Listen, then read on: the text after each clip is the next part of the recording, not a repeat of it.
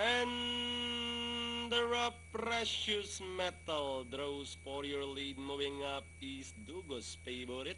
Running by the rail, Cool Reception. Then moving up for me, Double Ella. Royal Ares sneaking in down on the inside. Bachelor of Arts, Senior G. While Super Cap is running at the tail of the field. About to pass the last 900. Dugos favorite. Running by the rail, Cool Reception. Precious Metal racing in third, and on the outside is entry number 8 for me, Double Ella.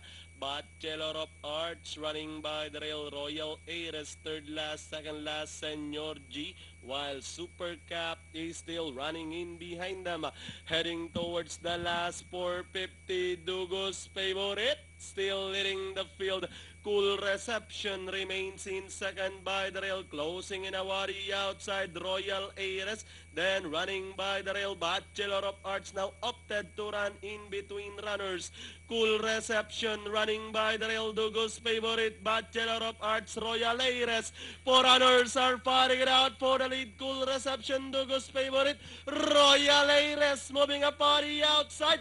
Dugos favorite, Royal Ares, and finally close one between Dugos favorite and Royal Ares. Then comes Cool Reception, Bachelor of Arts, Senior G.